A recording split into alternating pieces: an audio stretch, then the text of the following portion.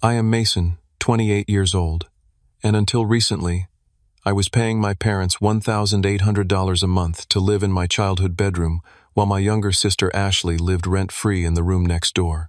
They called it teaching me responsibility. I called it exploitation. When I finally bought my own house with cash, they did not celebrate my success. Instead, they acted like I had betrayed the family. If you are watching this from your parents' house right now, hit that like button and subscribe, because financial independence tastes so much sweeter when the people who should support you try to hold you back instead. I grew up in a middle-class neighborhood in suburban Pennsylvania. My parents, Richard and Barbara, were not wealthy by any means, but they were comfortable. Dad worked as a sales manager at a car dealership, and Mom was an administrative assistant at a local insurance office. They always emphasized the importance of education and hard work. From an early age, they drilled into me that college was non-negotiable, the only path to success. I was a diligent student, maintaining a 3.8 GPA throughout high school, participating in robotics club, and even winning a regional science competition my senior year. When college acceptance letters arrived, I had several options, including a state school with a partial scholarship. But my dream was Northeastern University's engineering program. It was prestigious, rigorous, and unfortunately expensive. Very expensive. My parents encouraged me to follow my dreams, but made it clear they could only contribute minimally to my education. I understood their limitations and took out substantial student loans, believing the investment in my future would be worth it. I worked part-time throughout college to cover living expenses, often taking overnight shifts at a convenience store and weekends at the campus library. Meanwhile, my sister Ashley, 3 years younger than me, took a different path. She started at community college, studying business, but dropped out after one semester, claiming it was stifling her creativity. She then tried a cosmetology program, but left that too after a few months. My parents, especially Mom, were surprisingly understanding about these false starts, saying Ashley was finding her path. During my senior year of college, Ashley announced she was going to become a content creator. She started posting lifestyle videos and swimsuit photos online. My parents, who had been so insistent about traditional education for me, seemed fascinated by her digital endeavors. Dad even helped her set up lighting in her bedroom for better quality content. When I graduated with my engineering degree, I had approximately $75,000 in student loan debt.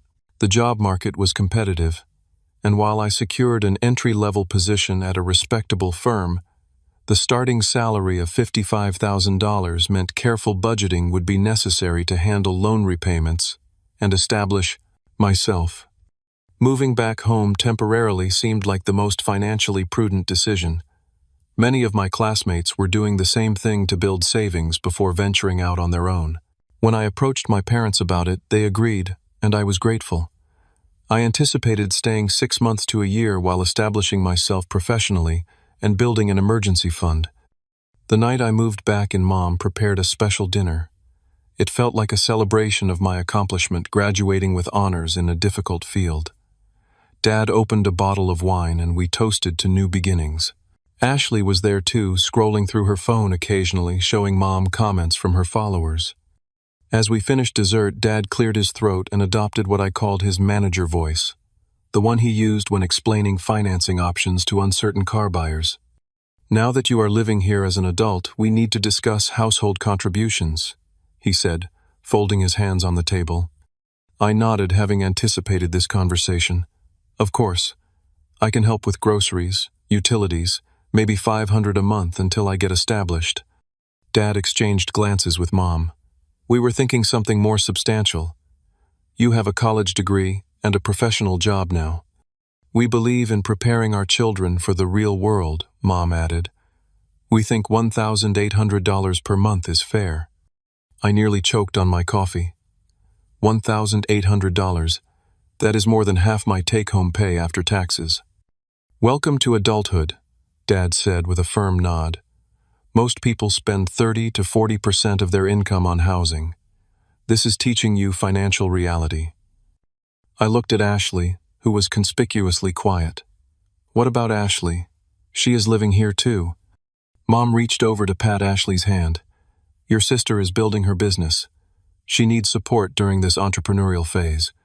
So she pays nothing, I asked, unable to hide my disbelief. We invest in her content creation, Dad explained. It is a different situation. That night I lay awake in my childhood bedroom, surrounded by packed boxes I had not yet unpacked, calculating and recalculating my budget. With $1,800 going to my parents, plus $450 in student loan payments, I would have barely enough left for car insurance, gas, food, and professional clothes. Saving seemed impossible. The temporary solution I had counted on suddenly felt like quicksand. The first month living under my parents' roof as a rent-paying tenant was an exercise in extreme budgeting. Every morning I would wake up at 5:30, prepare a simple breakfast of instant oatmeal, and pack a lunch to avoid buying food at work. My commute was 40 minutes each way, and I tracked every mile to optimize gas consumption. I brought my own coffee and a thermos, declined happy hour invitations from coworkers, and canceled my streaming subscriptions. Meanwhile, Ashley's lifestyle continued unaffected by financial constraints. She would sleep until mid-morning, then spend hours creating content in her bedroom or by the pool in our backyard. When she wanted new equipment, a new phone with a better camera, or trendy clothes for her posts, my parents readily provided these business expenses. One evening I came home exhausted after working 2 hours overtime to impress my new boss. In the kitchen I found Ashley showing Mom her latest purchases. "Look at this new ring light. It was only $300 and will totally upgrade my videos," she exclaimed, unwrapping the box with excitement. Mom beamed with pride. "Your dedication to quality is why your following keeps growing." When they noticed me in the doorway, Mom's expression changed slightly. "Mason, there is leftover casserole in the fridge if you want it." "Thanks," I said, noticing the shopping bags from high-end stores scattered around the counter. "Looks like someone had a successful shopping trip." Ashley nodded enthusiastically. "Dad gave me his credit card to get some new outfits for my summer content series." I bit my tongue and reheated the casserole, eating alone at the kitchen table, while calculating how many hours of my work had just gone toward my sister's summer content series. After 3 months of this arrangement, I decided to speak with my father privately. I caught him on a Sunday morning when he was enjoying coffee and reading news on his tablet in the backyard. "Dad, can we talk about the rent situation?" I asked, taking the seat across from him. He looked up, his expression already hardening. "What about it?" "It seems unbalanced that I am paying so much while Ashley pays nothing. I have student loans to pay off too." Dad set down his tablet and leaned forward. "Mason, I want you to understand something. When I was your age, I was already married with a baby on the way, working 2 jobs and paying a mortgage. Nobody gave me handouts." "This is not about handouts," I tried to explain. "It is about fairness. We are both adults living at home." "Your sister is building something from scratch," he countered. "That takes investment and support. You have a degree and a stable job. Different circumstances require different approaches." "But $1,800 is extreme," I persisted. "That is more than I would pay for my own apartment." "Then perhaps you should look into getting your own apartment," he replied, picking up his tablet again to signal the conversation was over. The next day I tried appealing to my mother while helping her prepare dinner. She was usually the more empathetic parent, and I hoped she might see the inequality more clearly. "Mom, I am really struggling with the rent amount," I admitted as I chopped vegetables. "After loans and expenses, I cannot save anything." She paused, a flicker of concern crossing her face. "I understand it is difficult, honey. But your father believes strongly in teaching financial independence." "What about Ashley's independence?" I asked. Mom sighed. "Your sister is in a different position. Content creation is unpredictable. She needs a safety net while establishing herself. You have a secure corporate job with benefits." "But she is making money already," I pointed out. "I have seen the packages arriving with free products companies send her." "That is not the same as a steady paycheck," Mom insisted. "When you were in college, we supported you. Now we are supporting her dreams." "You did not pay my tuition," I reminded her gently. "I have $75,000 in loans." "We let you live here rent-free during breaks," she countered, her tone indicating she was growing uncomfortable with the direction of our conversation. It became clear that my parents had constructed a narrative that justified their disparate treatment of their children, and no amount of logical argument would penetrate it. My friend Jake was appalled when I explained my situation over lunch one Saturday. "Dude, that is insane. My parents charged me $300 a month when I moved back after graduation, and I thought that was strict." "$300 sounds like a dream right now," I admitted. "Look, my place has a spare bedroom," Jake offered. "My roommate moved out last month. I could rent it to you for $700, utilities included. It is not fancy, but it is yours if you want it." The offer was tempting. $700 was less than half what I was paying my parents. But something held me back. A mixture of guilt, obligation, and the stubborn hope that my parents might eventually recognize the unfairness of the situation. "Let me think about it," I told Jake. "It is complicated. Family always is," he agreed. "But at some point you have to put yourself first." That evening I returned home to find Ashley lounging by the pool taking selfies while Mom brought her a smoothie. Dad was nearby installing a new umbrella to improve the lighting for her outdoor content. I watched this scene of devoted parental support from the kitchen window, the contrast to my own experience so stark it was almost laughable. That night I created a spreadsheet comparing my current situation with what life would look like if I accepted Jake's offer. The numbers did not lie. Staying was financial self-sabotage. Yet something kept me rooted in place. Perhaps it was the deeply ingrained desire for parental approval, or the hope that my sacrifice would eventually be acknowledged. Whatever the reason, I decided to stay a little longer, but with a new goal to save enough to escape permanently, not just to Jake's spare room but to a place of my own. After deciding to stay, despite the unfairness, I implemented what I privately called Operation Escape Plan. This meant cutting expenses beyond what I had already trimmed, and finding ways to increase my income. I deleted all food delivery apps from my phone, started cutting my own hair, and switched to the cheapest possible cell phone plan. My lunch became peanut butter sandwiches every day, and I began walking the last mile to work to save on gas when weather permitted. Beyond frugality, I pursued additional income streams with single-minded focus. I took on freelance CAD work on evenings and weekends, designing simple components for a former classmate's startup. I signed up for overtime whenever it was available at my main job, volunteering for holiday shifts that paid time and a half. I even spent 2 weekends helping Jake's uncle move his warehouse inventory, earning cash for the back-breaking labor.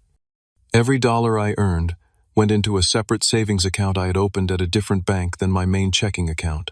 I called it my Freedom Fund, and watching it grow provided a psychological lifeline during this difficult period. The atmosphere at home grew increasingly tense. My parents seemed to interpret my longer work hours as a personal affront, as if I was deliberately avoiding family time rather than trying to build a financial foundation. "You missed dinner again last night," Mom commented one morning as I grabbed a granola bar on my way out. "We barely see you anymore." "I had a deadline," I explained, not mentioning it was for my freelance work. "Family should come first," she replied. "Ashley always makes time for our dinners, even with her busy content schedule." I bit back a retort about how Ashley's busy schedule happened under the same roof, subsidized by my rent money. Instead, I simply nodded and headed out the door. The most painful moment came during a family celebration for Ashley's latest achievement. She had reached some monetization milestone on her platform, and my parents organized a special dinner, complete with champagne and a cake that read, "Congratulations on 20,000 followers." I had been forced to work late that evening to meet a project deadline, but promised to be home by 7:30 for the celebration. Traffic was brutal, and I arrived at 7:45 to find them already eating dessert. "Nice of you to join us," Dad remarked dryly. "We decided not to wait." I texted that I was running late, I said, setting down my laptop bag. "Well, you missed Ashley's announcement," Mom said. "Tell him, honey." Ashley grinned triumphantly. "A swimwear brand wants to sponsor me. They are sending free products and paying me $3,000 for 6 posts." "That is great," I said, genuinely happy for her success, despite our complicated relationship. "Maybe now you will believe this career is real," Dad said, raising his glass in Ashley's direction. "Our daughter is becoming a real entrepreneur." I never said it was not real. I defended myself, taking an untouched slice of cake. You did not have to say it, Ashley retorted. Your disapproval is pretty obvious. I do not disapprove, I insisted. I just think. You just think your engineering degree makes you superior, she interrupted. But guess what I made more last month than your entry-level corporate job paid you? The revelation stunned me into silence. If that was true, the injustice of our living arrangements was even more profound than I had realized. Later that evening, I overheard my parents talking in the kitchen as I passed by on my way upstairs. The new ring light and backdrop setup for Ashley's room will cost around $600, Dad was saying. But it is worth the investment. Definitely, Mom agreed. And with Mason's rent payment coming in tomorrow, we can order it right away. I froze in the hallway, their words hitting me like a physical blow. My rent money was directly funding Ashley's career expenses. The pretense of teaching me financial responsibility suddenly felt like a cruel joke. The next day, I confronted Ashley when we were alone in the house. I found her in the kitchen preparing an elaborate smoothie bowl that she was clearly planning to photograph. Is it true you made more than $55,000 last month? I asked without preamble. She looked up, surprised by my direct question. Not quite that much, but close. Why? And you know I am paying $1,800 in rent while you live here for free. She shrugged, arranging berries in a perfect circle on top of her smoothie. That is between you and Mom and Dad. But you know about it, I pressed. Look, Mason, she sighed, setting down her phone. We have different paths. You chose the traditional route. I am blazing my own trail. Mom and Dad are investing in my future. And exploiting mine, I countered. They paid for your SAT prep courses and college applications, she argued. They supported you in different ways. That is not remotely equivalent to free housing and equipment worth thousands of dollars. Maybe not. She conceded then, added with surprising callousness. But it is not my fault. They see more potential return on investment in me than in you. Her words cut deep, revealing a truth I had been avoiding. My sister was not an innocent bystander in this dynamic, but an active participant in the unequal treatment. Whatever closeness we had shared growing up was now thoroughly corrupted by money and parental favoritism. That night I called Jake. Is that spare room still available? I asked. For you always, he replied. When do you want to move in? This weekend, I said, feeling a weight lift from my shoulders even as a new sadness settled in my chest. I cannot do this anymore. When I informed my parents of my decision, their reaction was a mixture of surprise and indignation. You are choosing to pay rent to a friend instead of contributing to your family, Dad asked incredulously. I am choosing to pay less than half the rent for more independence, I clarified. This is about the money then, Mom said, looking disappointed. I thought we raised you to value family over finances. This is about fairness, I corrected her, and respect. If you leave now, do not expect to come back when things get tough. Dad warned, his voice hard. That is not how family is supposed to work, I replied quietly.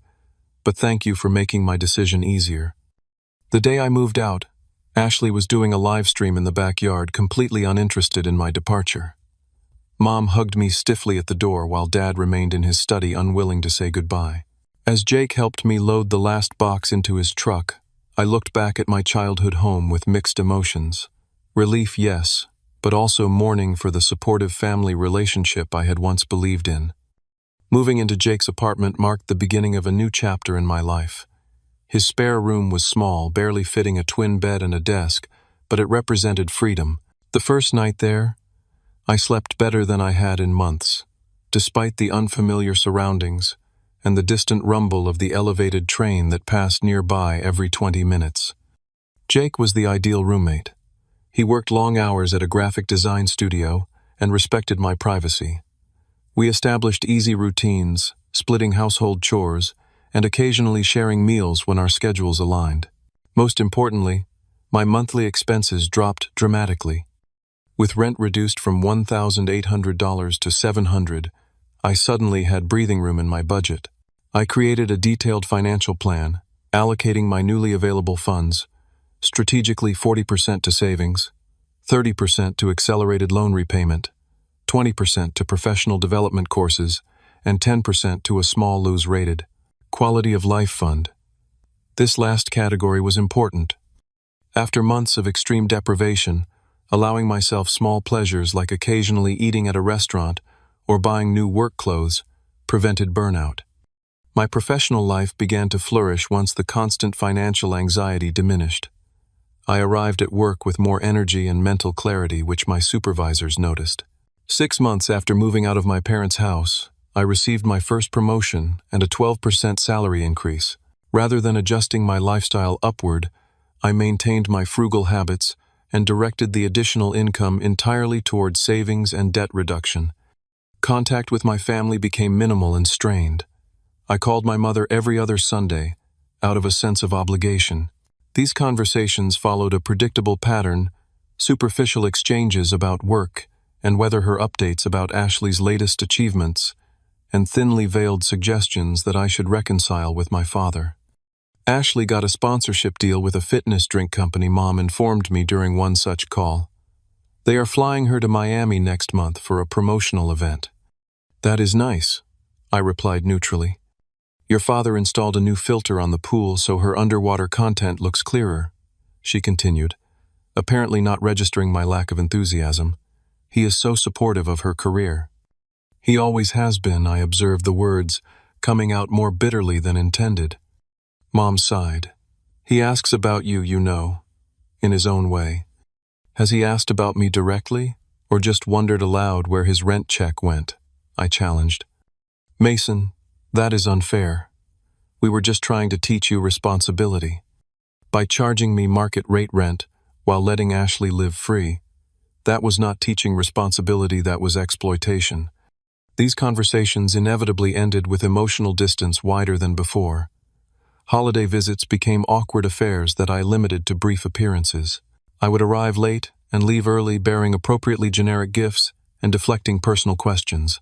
Ashley and I maintained a coldly civil relationship during these gatherings, like distant acquaintances forced together by circumstance. Meanwhile, my freedom fund grew steadily.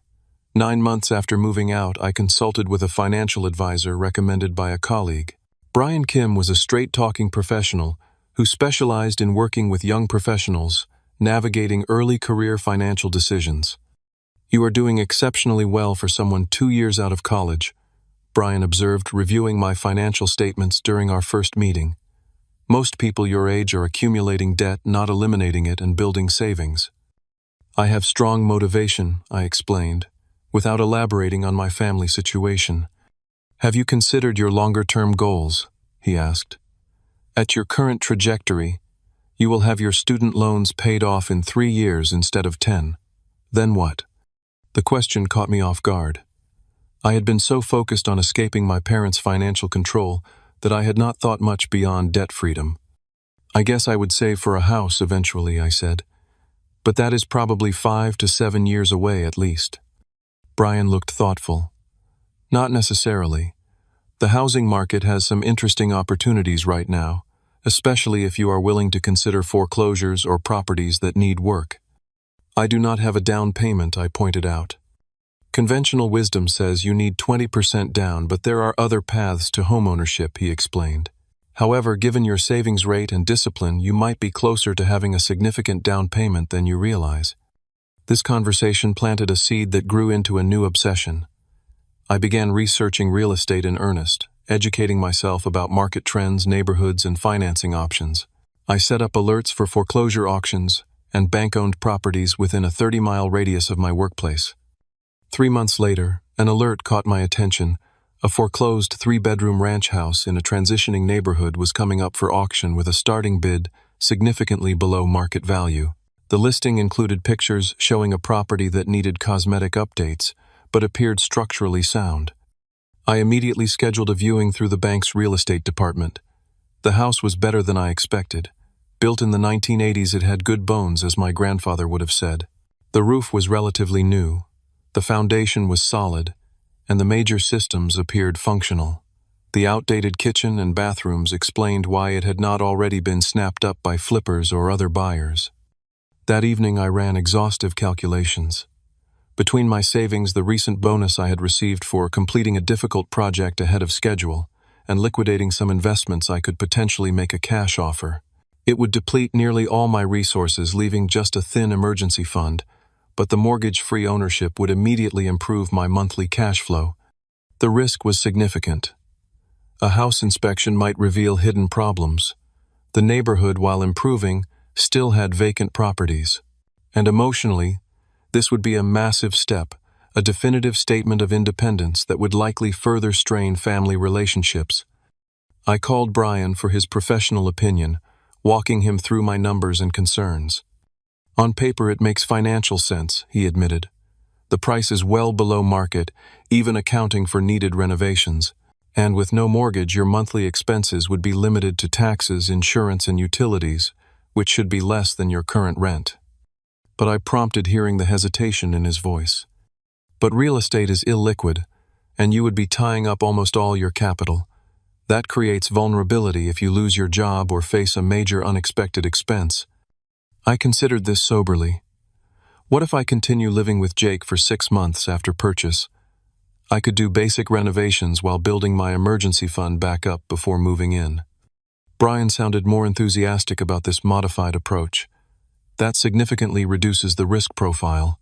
If you can maintain your current savings rate while preparing the house, you would be in a much more secure position when you do move in. 2 days later, I submitted a cash offer slightly above the starting bid but still well below market value. After a brief negotiation, the bank accepted. I was going to be a homeowner at 30 years old, something that had seemed impossible less than 2 years earlier. The 30 days between offer acceptance and closing were filled with both excitement and anxiety. I told no one except Jake and Brian about the pending purchase, not even mentioning it during my obligatory calls with my mother. The secrecy was partly superstitious, not wanting to jinx the deal before it was final, and partly strategic, wanting complete independence in making decisions about the property. I hired a thorough home inspector recommended by Brian, who spent 4 hours examining every aspect of the house. His report confirmed my initial assessment. The property needed cosmetic updates and had some minor issues, but no major structural or system problems that would require immediate expensive intervention. The HVAC system is older but well maintained, he explained as we walked through the house. You will probably need to replace it in the next 5 years, but it is not an emergency. What about the electrical panel? I asked, noting it looked older than I was comfortable with. It is an older style but up to code for when it was installed, he confirmed. I would budget for an upgrade, but again, not day one critical. I created a detailed renovation plan prioritizing projects by necessity, cost, and impact. The kitchen and main bathroom would need complete overhauls eventually, but I could live with them in their current state while saving for those larger projects. Immediate priorities would be refinishing the hardwood floors hidden under stained carpeting, repainting throughout, and replacing a few damaged windows. As closing day approached, doubt occasionally crept in. Was I making a responsible decision, or an emotional one driven by the desire to prove something to my family? Was I rushing into homeownership before I was truly ready? Jake helped keep these anxieties in perspective. Remember why you started saving in the first place, he reminded me one evening when I was particularly stressed about the decision. You wanted independence and security. This house gives you both. But what if I am making a mistake? I worried. What if the market drops, or the neighborhood does not improve as expected? Then you still have a place to live that costs you less per month than renting, he pointed out pragmatically. And you are young enough to recover from a less than perfect investment. The night before closing, I barely slept, running mental calculations and second-guessing myself until dawn. But when I walked into the title company's office the next morning, a strange calm settled over me. Signing my name dozens of times, watching as the bank representative confirmed receipt of the funds, and finally accepting the keys from the real estate agent, felt surreal but right. Congratulations, homeowner, the agent said with a genuine smile. You got a great deal. Afterward, I drove directly to my new property. Standing alone in the empty living room, keys in hand, I experienced a complex mix of emotions: pride in what I had accomplished through discipline and perseverance, anxiety about the responsibilities ahead, and a lingering sadness that I could not share this milestone with parents who would be genuinely happy for me without complications or conditions. I walked through each room slowly mentally, placing furniture I did not yet own, imagining improvements I would make over time. In the largest bedroom, sunlight streamed through dusty windows, creating patterns on the faded carpet. This would be my room, I decided. My first true adult space, governed by my choices alone. The next few weeks were a blur of activity. I took a week of vacation from work to tackle the most critical improvements before moving in. Jake helped me tear out the old carpeting, revealing hardwood floors in better condition than expected. They needed refinishing, but not replacement, saving thousands of dollars in my renovation budget. I learned to do many things by watching online tutorials. Basic plumbing repairs, installing ceiling fans, patching drywall.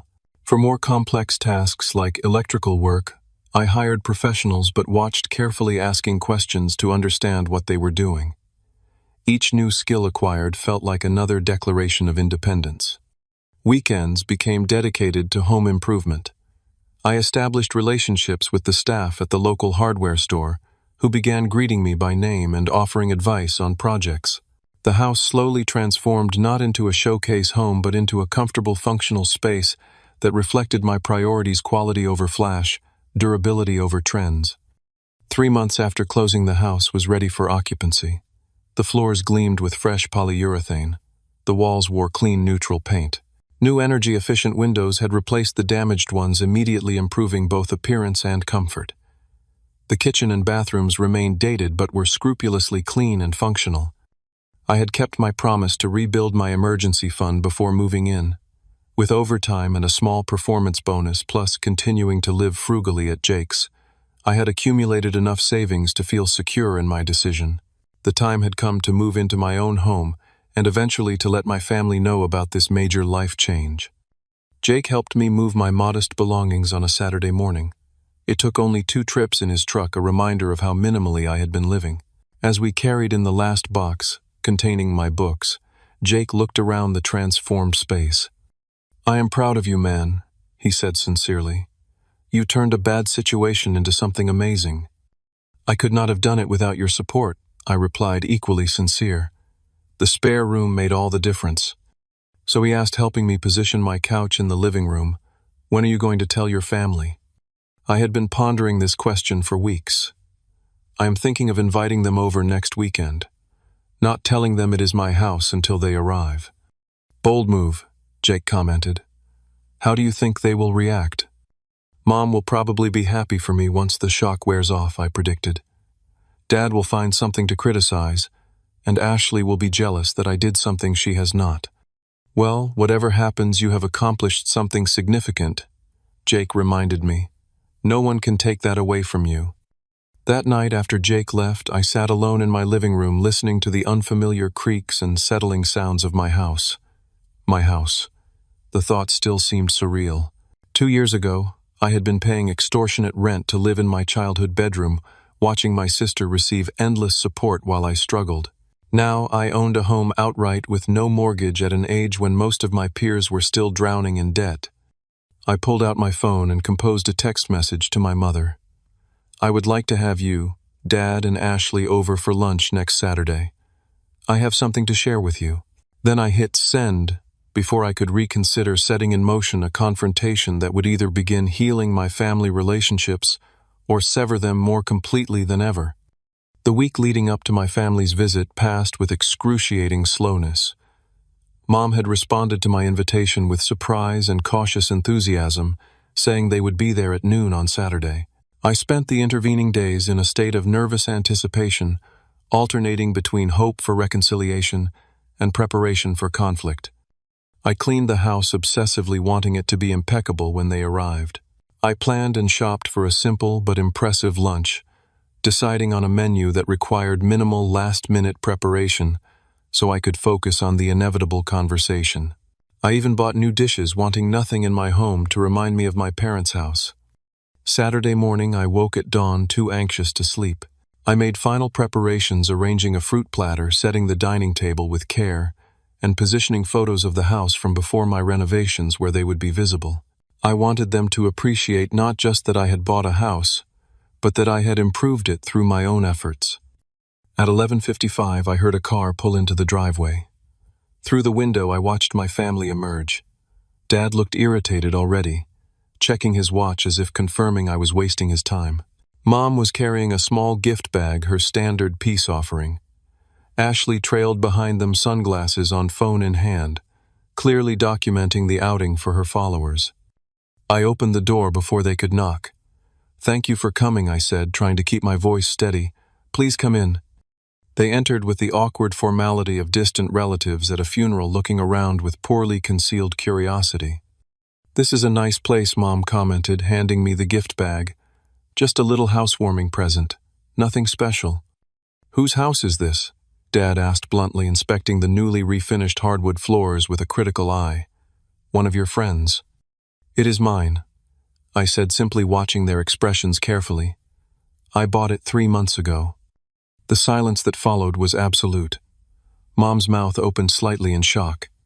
Dad's face reddened. Ashley lowered her phone, her performance momentarily forgotten. "You bought a house," Mom finally managed. "But how? When?"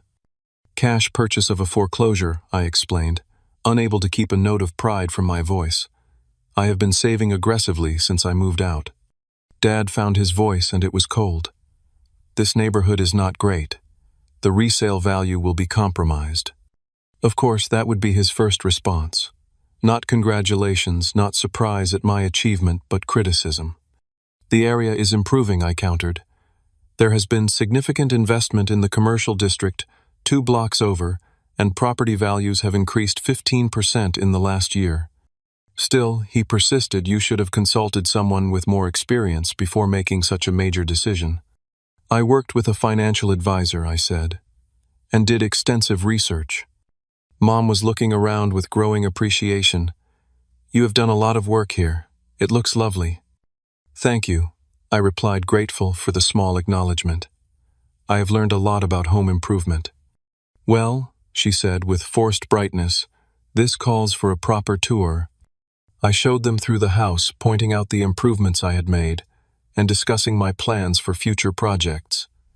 Mom made appropriate noises of approval. Dad continued finding flaws, questioning my choice of paint colors, the kitchen appliances I had kept, the placement of furniture. Ashley remained unusually quiet, trailing behind, and occasionally taking photos when she thought I was not looking. When we returned to the living room, an uncomfortable silence fell. I suggested we move to the dining room for lunch, hoping food might ease the tension. It did not. As we ate, Dad finally asked the question I had been waiting for. "So what did this place cost you, if you do not mind my asking?" $120,000, I answered truthfully. "It appraised at $170,000 after the basic improvements I have made." He nodded, processing this information. "And you paid cash, no mortgage." "That is right."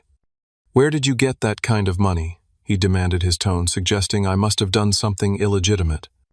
"I saved it," I said simply. "When I moved to Jake's, my expenses dropped dramatically.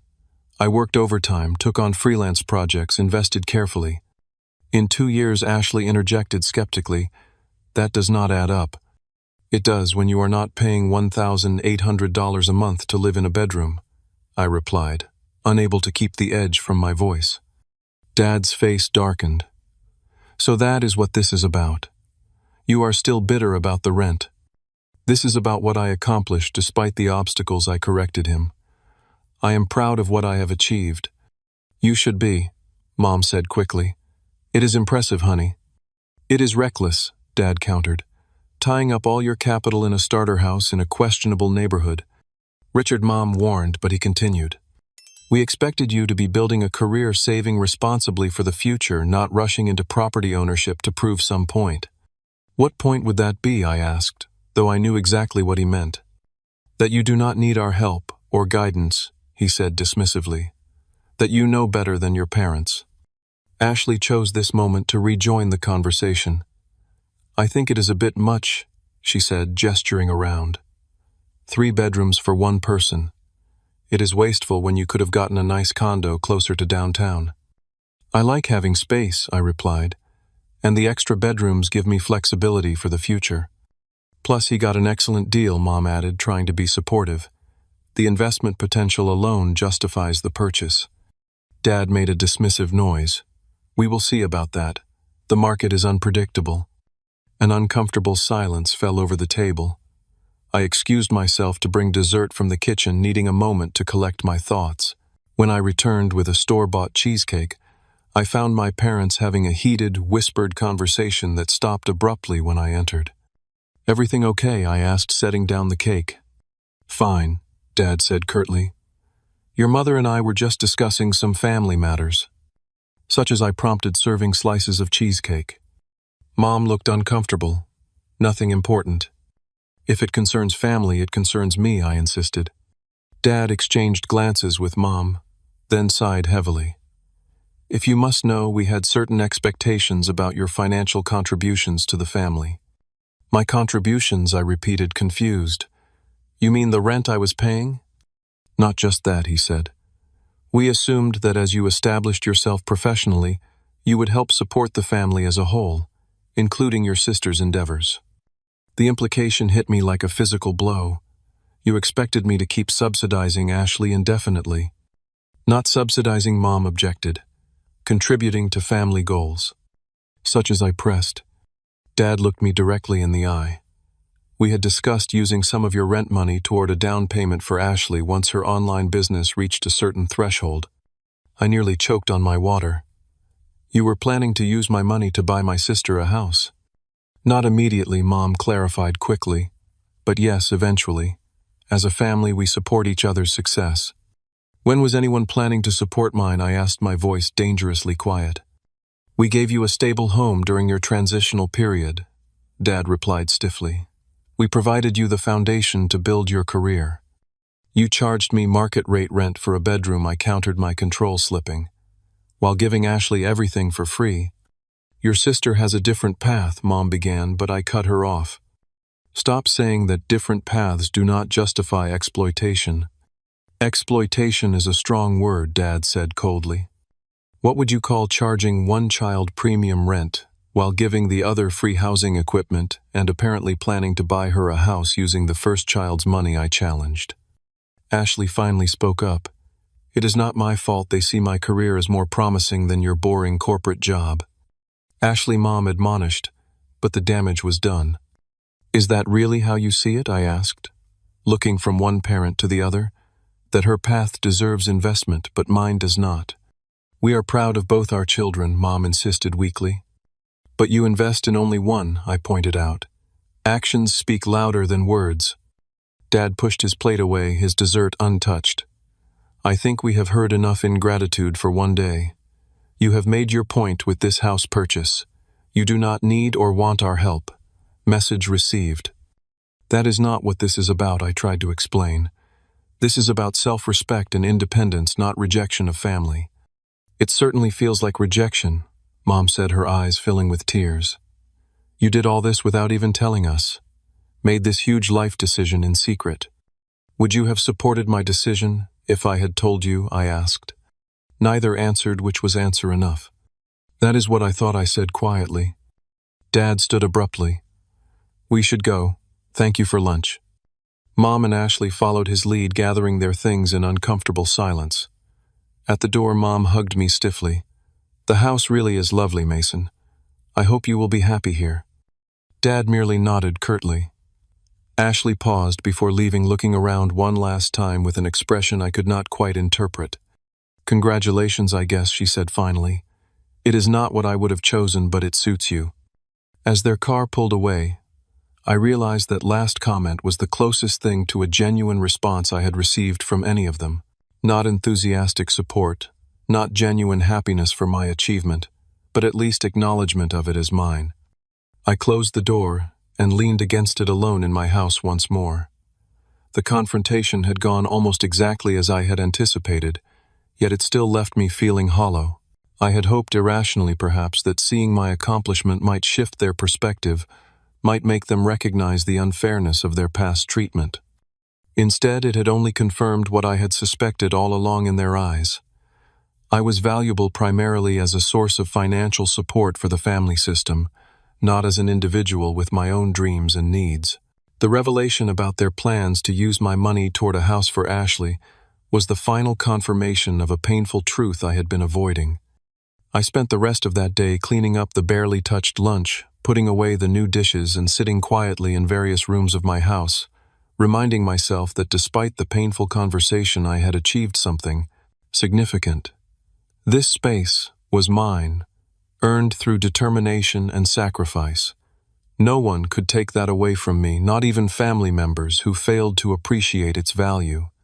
The weeks following my family's visit were difficult.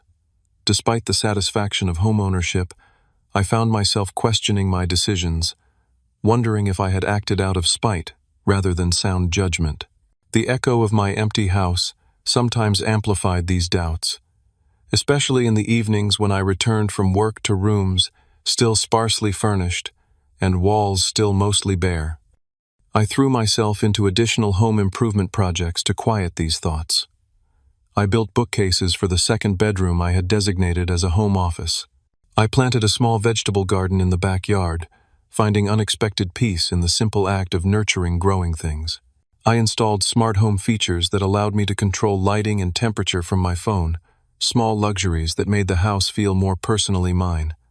Jake visited, often bringing pizza and beer to celebrate each completed project. His steady friendship had been my one constant support through the entire journey, and I made sure he knew how much I appreciated it.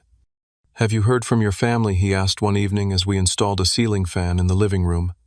"Mom texted to thank me for lunch," I replied, handing him a screwdriver. "Nothing from Dad or Ashley." "Give them time," he suggested. "It was a shock." "A shock that I succeeded without their help, you mean?" "Exactly. People do not like having their narratives disrupted, especially parents who think they know what is best for their kids." His observation was insightful. My success had disrupted the family narrative that I needed their guidance and control, that Ashley was the creative entrepreneur, while I was the stable but unexceptional corporate worker. By achieving significant financial success at a young age, I had challenged not just their treatment of me, but their entire understanding of who I was. Unexpectedly, it was my mother's sister, Aunt Carol, who provided the first bridge back to family connections. She called one Sunday afternoon, something she rarely did. "Mason, I heard you bought a house," she said without preamble. "Congratulations." "Thanks, Aunt Carol," I replied, surprised by her enthusiasm. "How did you hear about it?" "Your mom mentioned it at Sunday dinner last week. I wanted to hear more about it directly from you." I described the house and the work I had done, warming to the topic under her genuine interest. When I finished, she was quiet for a moment. "You know, you remind me of your grandfather," she said finally. "He was like you. Determined, self-reliant, good with his hands. He would have been so proud of what you have accomplished." Her words touched something deep inside me. My grandfather had died when I was in high school, but I had always felt a connection to him. He had built his own business from nothing, working tirelessly to provide opportunities for his children, including my father. "Thank you," I said, my voice thick with unexpected emotion. "That means a lot. Your parents—" She hesitated, then continued carefully. "They have their own ideas about family and success. Sometimes they lose sight of the individual in pursuit of their vision." It was the closest anyone in the family had come to acknowledging the unfairness of my situation. Coming from my father's sister, it carried special weight. "I have noticed," I said dryly. "Just know that not everyone in the family shares their perspective," she assured me. "Many of us are incredibly impressed by what you have achieved." After that conversation, I began receiving occasional texts from cousins and other extended family members, many asking to see the house or offering renovation tips. These connections helped ease the isolation I had been feeling and provided perspective on my immediate family's reaction. 6 months after purchasing my house, its transformation was remarkable. The kitchen now featured refurbished cabinets, new countertops, and updated lighting. The main bathroom boasted new fixtures and elegant tile work I had installed myself after multiple practice attempts. The backyard had become a peaceful retreat with a small deck perfect for morning coffee or evening relaxation. My professional life continued to flourish as well. The stability of homeownership had allowed me to take calculated risks at work, volunteering for challenging projects that showcased my abilities. These efforts resulted in another promotion, this time to project lead with a corresponding salary increase. My student loans, once a source of constant anxiety, were now on track to be fully paid off within 18 months. My relationship with my immediate family remained strained, but was slowly evolving. Mom had visited twice on her own, each time commenting positively on new improvements to the house. Dad maintained his distance, but his criticism had softened to occasional questions about property taxes or insurance rates, topics within his comfort zone. Ashley and I communicated primarily through group texts about family events, maintaining polite distance. I had heard through Mom that her content creation business was experiencing difficulties as platform algorithms changed and competition increased. I felt sympathy for her struggles but maintained boundaries around financial discussions. The most unexpected development came 9 months after my family's first visit to my home. I was working in the front yard, planting shrubs along the border, when an unfamiliar car parked at the curb. To my surprise, Ashley emerged, looking hesitant and uncomfortable. "Hey," she said, approaching the yard.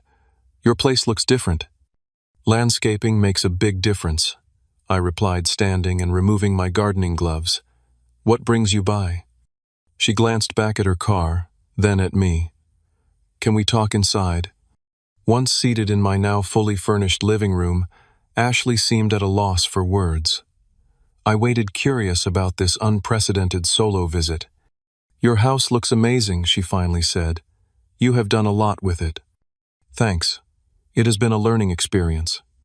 She nodded, then took a deep breath. "I need to tell you something, and I am not sure how." "Just say it," I suggested. "Mom and Dad are having financial problems," she blurted out. "Serious ones." This was unexpected. "What kind of problems?" "Dad's dealership is struggling with the economy and supply chain issues, and they invested a lot in my business expansion last year." "Your business expansion," I echoed. She looked down at her hands. "I tried to pivot to merchandise, custom-branded products for my followers. It did not go well." "How not well?" "I ordered too much inventory. The quality was poor. There were shipping issues. The whole thing was a disaster." She paused. "They put $60,000 into it." I whistled softly. "That is a significant investment." "They took out a home equity loan," she continued. "Now they are struggling to make the payments. Dad's income is down, and Mom had to reduce her hours at the insurance office because of her arthritis." "I am sorry to hear that," I said, genuinely concerned despite our complicated history. "But why are you telling me this?" She met my eyes directly for the first time. "They are too proud to ask for help. But they might lose the house, Mason. The house we grew up in." The implication was clear. She was here to ask for money, not for herself this time, but for our parents. "Have they considered downsizing?" I asked. "Their house is far larger than they need with both of us gone." "Dad refuses to consider it," she said, unsurprised by my practical suggestion. "He says it would be admitting failure." "And what about your income? Could you contribute toward the loan payments?" She looked away. "My revenue is down over 70% from last year. The algorithm changes hit me hard, and the merchandise fiasco damaged my reputation with followers." I sat back, absorbing this information. The family financial dynamic had completely reversed in less than 2 years. Now they were struggling while I was secure. "What exactly are you asking me to do?" I inquired, wanting absolute clarity. "I do not know," she admitted. "Help somehow. You are the financially responsible one. You always have been." The irony of her statement was not lost on me. After years of being treated as the less valuable child, my financial stability was now the family's potential safety net. "I need to think about this," I told her. "It is complicated." "I understand," she said, rising to leave. "Just. They really are in trouble, Mason. Whatever happened between us, they are still our parents." After she left, I sat for a long time considering the situation from all angles. The easiest response would be refusal. After the way they had treated me, I had no obligation to rescue them from financial decisions that had privileged Ashley at my expense. Yet complete abandonment did not feel right either. Despite everything, I did not want to see my parents lose their home or face financial ruin in their later years. The next day, I called Brian, my financial advisor, to discuss options. After explaining the situation, I asked for his professional perspective. "You have several potential approaches," he advised. "You could offer a one-time gift to help them catch up on payments. You could structure a formal loan with clear terms. Or you could offer to help them develop a long-term financial plan that might include downsizing, budget restructuring, or debt consolidation." "What would you recommend?" I asked. "From a purely financial standpoint, the third option creates the least risk for you while potentially providing the most sustainable solution for them," he replied. "But family dynamics are not just about financial outcomes. You need to consider the emotional and relationship aspects as well." His advice was sound. This situation required balancing financial prudence with compassion, while also maintaining the healthy boundaries I had worked so hard to establish. After careful consideration, I decided on a combined approach. I would offer to pay for a financial advisor to help my parents develop a sustainable plan, and I would provide a one-time contribution toward their immediate mortgage needs structured as a formal loan with moderate interest and clear repayment terms. When I presented this proposal during a family dinner I arranged at a neutral restaurant location, the reactions were mixed. Mom was tearfully grateful. Dad was initially resistant, his pride wounded by the need to accept help from his son. Ashley seemed relieved that I was willing to help at all. "I do not need financial counseling," Dad insisted. "I have managed money my entire adult life." "Consider it a second opinion," I suggested mildly. "Even financial professionals consult with colleagues on complex situations." Eventually, he agreed to my terms, though I suspected it was Mom's influence behind the scenes that secured his cooperation. We signed a simple loan agreement I had prepared, formalizing the arrangement and establishing clear expectations on all sides. As I drove home that evening, I reflected on the journey that had brought me to this point. 2 years earlier, I had been paying exorbitant rent to live in my childhood bedroom, watching my sister receive endless support and investment while I struggled. Now I owned a home outright, had a flourishing career, and was in a position to offer financial assistance to the very people who had once exploited my situation. The bitter satisfaction I had anticipated feeling in this reversal of fortunes was largely absent.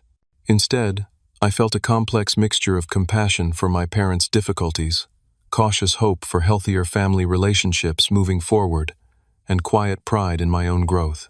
Not just financial growth, but emotional and psychological maturity as well. The most valuable lesson from this entire experience was not about money at all, but about self-worth. I had learned that my value was not determined by my parents' assessment or by comparison to my sister, but by my own choices, actions, and integrity. Financial independence had been the visible goal, but the true achievement was the internal freedom from seeking validation from those unable or unwilling to provide it. As I pulled into my driveway, the motion sensor lights I had installed illuminated the path to my front door. The house stood solid and welcoming, a physical manifestation of my journey from exploitation to empowerment. Inside, everything reflected my own choices and priorities, from the color of the walls to the arrangement of furniture. This was not just a financial investment, but a sanctuary I had created for myself, a place where I could continue to grow and thrive on my own terms. Have you ever been in a situation where family treated you unfairly financially? I would love to hear your stories in the comments below. If this story resonated with you, please hit that like button and subscribe to hear more real-life experiences. Remember that your worth is not determined by how others treat you, but by how you respond to those situations.